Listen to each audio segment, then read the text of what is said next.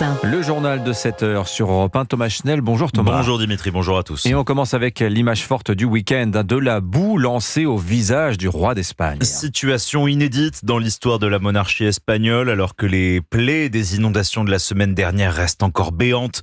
Le roi Felipe VI et la reine Laetitia ont rendu visite aux habitants de la région de Valence, traités d'assassins par des sinistrés à bout. Le déplacement a viré au fiasco à Paiporta. Notre envoyé spécial européen Alexis Bourdon était sur place. Les habitants de la banlieue sud de Valence ont réservé un accueil mouvementé au roi d'Espagne avec des insultes et des jets de boue. Les autorités sont sous le feu des critiques pour leur manque de réactivité après les inondations du début de semaine. Une gestion qui déçoit Carlos, originaire de Valence. Je n'attends rien du roi. S'il est venu, qu'il vienne aider les gens de la ville et qu'il vienne avec tout ce qu'il a, de toute sa puissance et avec tous les gens qu'il peut amener. Qu'il vienne en aide, mais qu'il vienne ici pour saluer et dire bonjour, ça ne passe pas pour moi. À Paiporta, épicentre des inondations, l'eau et la boue sont encore présentes partout. Dans les rues, les balais et les pelles sont à l'œuvre, mais il manque encore beaucoup de monde pour tout nettoyer. Lucia a le sentiment d'avoir été abandonnée par le roi. Il aurait dû agir plus tôt. Nous avions besoin de plus d'aide car nous étions perdus. Nous sommes complètement perdus.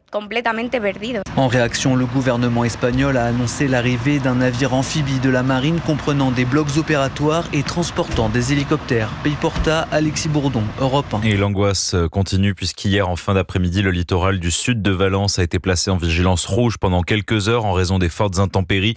Vigilance rétrogradée en orange au cours de la soirée. Et on reparlera de l'Espagne, de cette visite du roi dans la région de Valence avec Vincent Hervouet tout à l'heure, son édito à 7h40.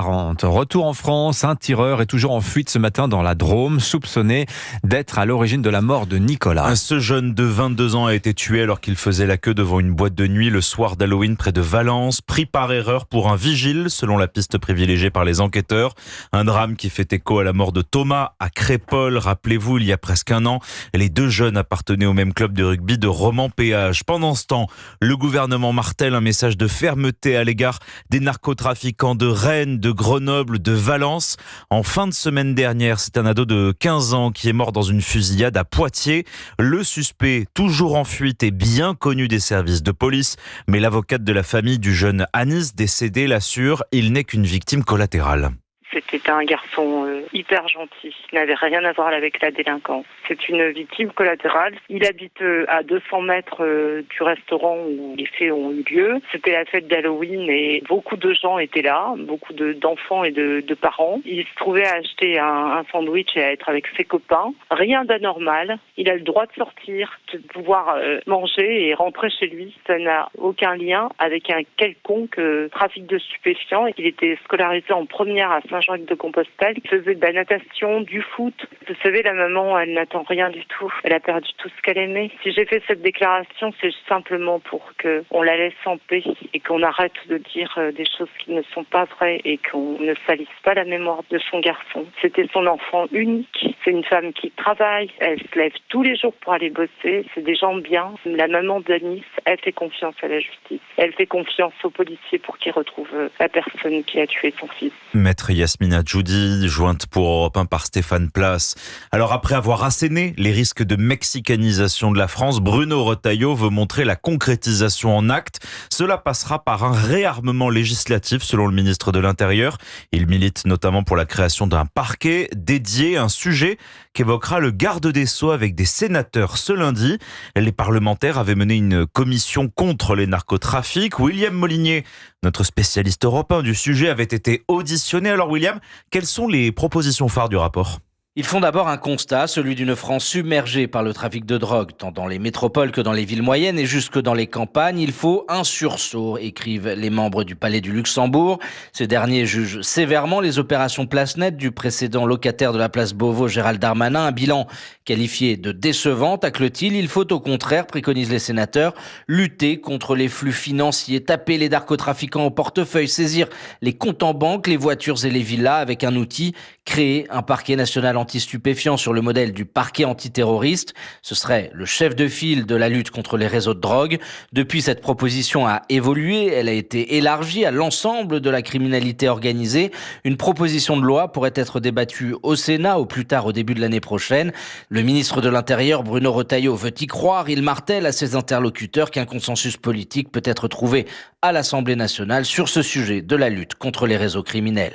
4 ans après l'assassinat de Samuel Paty, 8 accusés de 22 à 65 ans sont jugés à Paris à partir d'aujourd'hui pour leur rôle présumé dans l'attentat du professeur décapité devant son établissement scolaire.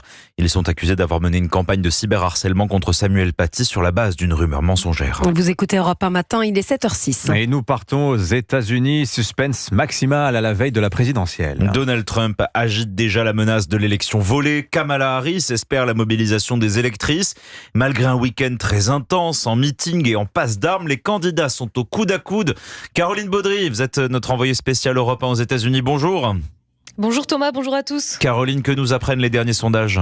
Eh bien que les candidats sont toujours indépartageables dans une Amérique schizophrène. Ils sont donnés gagnants de façon alternative, l'un puis l'autre, avec toujours cette infime avance qui ne dépasse jamais la marge d'erreur de 3 points. Autrement dit, pas d'indice sur le vainqueur. Alors ce dernier jour de campagne acharnée s'annonce crucial.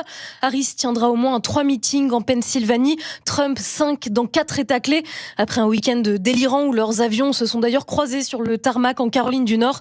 Sur scène, chacun son thème favori, le droit à l'avortement pour la démocrate, la lutte contre l'immigration illégale pour le républicain.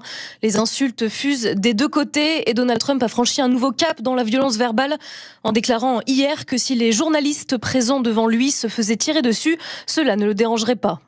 Merci Caroline Baudry, vous nous faites vivre ces derniers instants de la campagne américaine. Et d'ailleurs, les résultats, on les dévoilera ensemble sur Europe 1, peut-être dès mercredi matin, peut-être les jours suivants si le dépouillement prend un peu plus de temps. Ce sera en direct dans Europe 1 matin. Venons-en pour finir au sort des usines Michelin de Cholet et de Vannes, peut-être bientôt scellées. L'épée de Damoclès est suspendue au-dessus des 4000 salariés des 2 sites menacés de fermeture. Les ventes du numéro 1 mondial de pneus sont en baisse. Après avoir fermé des usines en Allemagne et aux États-Unis, les syndicats craignent le pire. Aurélien Fleureau. Près d'un mois après avoir déposé un droit d'alerte sur l'avenir de plusieurs sites en France, les salariés attendaient une réponse de leur direction, mais ils l'ont eu par la voix de Fabien Roussel, le secrétaire national du PC, lors d'une interview télévisée un dimanche midi.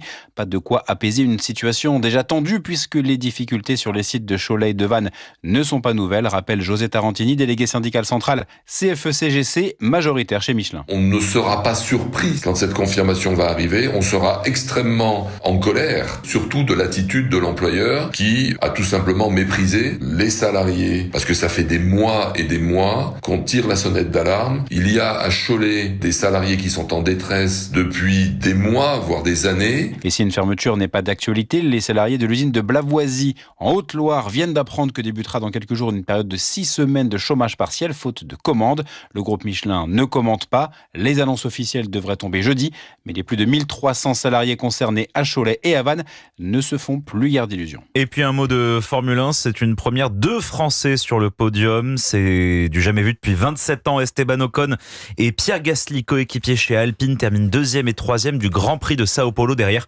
Max Verstappen. Lui se rapproche d'un 4e titre de champion du monde. C'était l'info sur Europe 1 avec Thomas Schnell. Merci beaucoup Thomas. Il est 7